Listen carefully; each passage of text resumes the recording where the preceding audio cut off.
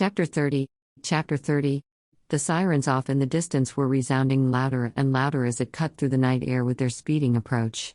But none of it was as loud as the noise that she felt pounding inside her head. Like a buzzing white noise that cancelled out any other distraction from the outside world. All the while, her focus was acutely honed in on Peter Parker's face. Peter is Spider-Man. Spider-Man is Peter.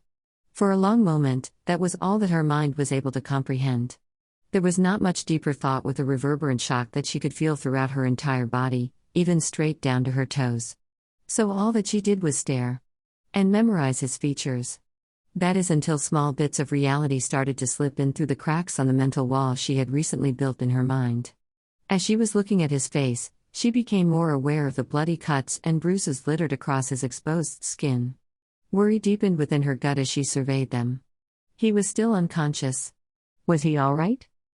Mary Jane shifted her own aching body as she carefully extracted herself from underneath him, making sure to slowly lower his head to the ground by supporting its weight. Then, she crawled off to the side to sit beside him on her knees. All the while, she was taking shallow breaths from inhaling too much smoke. Her hands hovered over his form uselessly, trying to figure out what to do or how to help him. She couldn't take him to the approaching ambulance, could she? She hesitated. Surely he avoided hospitals on occasions such as this. But what if he was gravely injured? Oh God, Peter. Please be all right. As she panted in heaving breaths, she inspected his face. Before confusion struck her. She could have sworn that the cuts on his face had been openly bleeding a moment before. And though they still looked fresh, the wounds did look significantly better the longer that she studied them. A memory struck her of the night that she met him, as Spider-Man, not as Peter. They had both surmised that he had enhanced healing abilities, which is what helped to heal his mind so quickly. A part of her was fascinated to watch it happen right before her eyes. The other part. It told her that this was a good indicator that he would be waking up soon. As if to prove this, Peter let out a slight groan in his unconscious state. His eyelashes fluttered slightly against his cheekbones. Mary Jane released a shaky breath. Okay. Her eyes blinked away tears. Okay. Then, before she could change her mind, she leaned down and pressed a quick but firm kiss to his cold, sweaty cheek, smelling traces of sandalwood in his hair underneath the stench of smoke. And with all of her strength, she got to her feet and ambled her way to the side of the house that was vacant of all of the others. As soon as she turned the corner, she put her back to the wall and waited. It only took a moment before she heard a long moan resound from across the distance between them. Oog, Peter groaned, his voice emanating disorientation and pain before he released a series of coughs. Mary Jane bit her lip in both sympathy for him as well as to try and keep in the cough in her own throat that wanted to come out. My head. The relief that flooded through her at the sound of his voice, that he was alive as well as lucid, almost brought a sob out of her chest. What happened? He asked himself drowsily. The sound of him sitting up was heard from her vantage point. Oh no. Harry's house. She hadn't even allowed herself a moment to think of the current condition of the mansion that Harry called home. But Peter did? Was he always this selfless and caring? He released another series of coughs before clearing his throat. It was quiet for a moment after that, and then happy. Mary Jane jumped at the unexpected exclamation. She whipped her head around, looking for the disgruntled driver but didn't see him. Before understanding came to her. Peter was on the phone. Something happened at the party, I'll explain later. Can you please bring me a spare change of clothes? Oh, and also, can you get in touch with General Ross? I've got a pickup for the Raft prison. Mary Jane bit her lip at the reminder of her father. She closed her eyes and took a moment to compose herself before she forced herself to leave. Peter was all right. She shouldn't linger and spy on him, no matter how much she wanted to just stand there and listen to his voice. She pushed herself off of the wall and stumbled toward the gate that led to the front yard.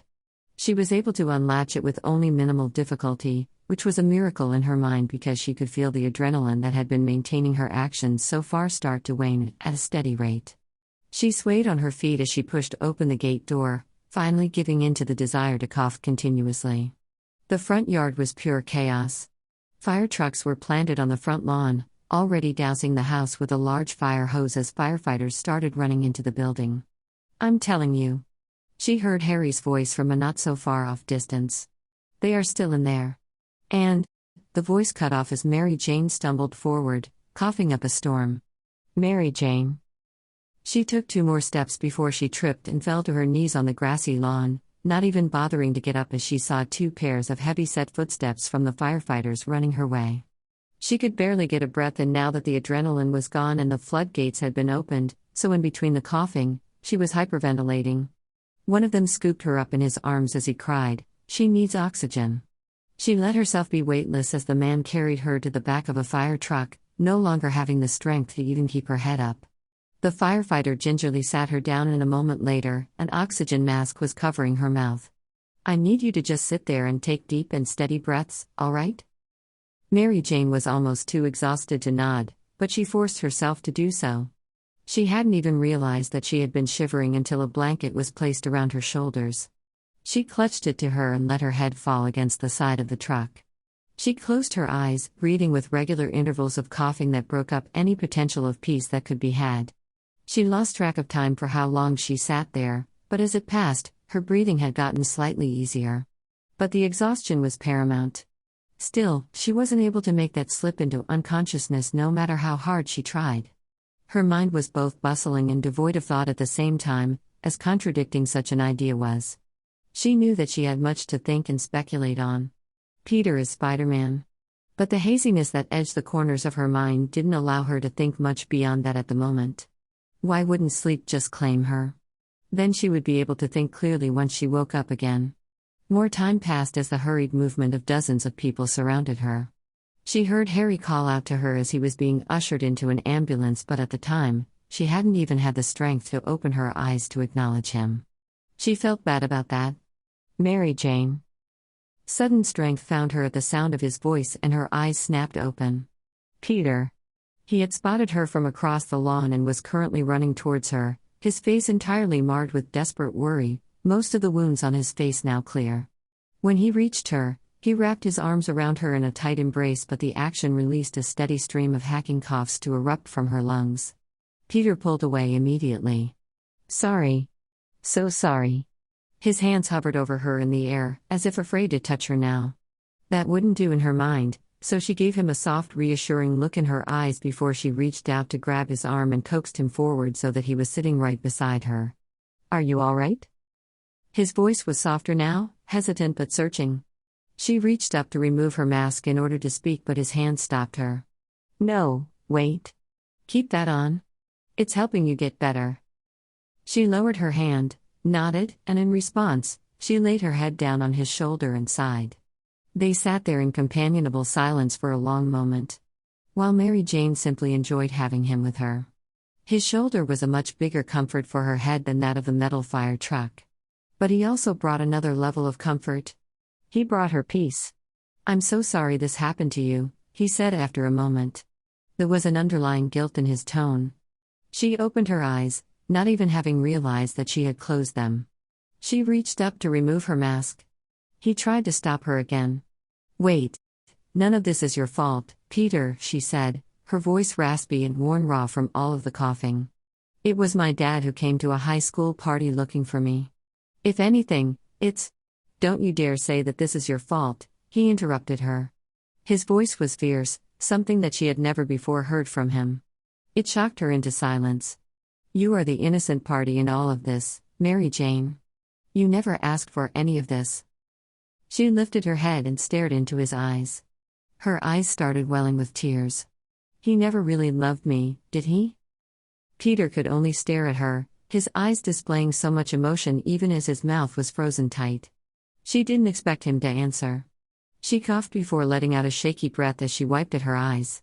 Peter silently reached back down for the oxygen mask held down by her chin and lifted it so that it was secure around her mouth again. Then he wrapped his arms around her in a light embrace, pulling her towards him. She let herself be pulled.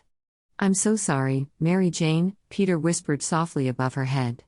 And that was when the steady stream of slow tears fell down her cheeks.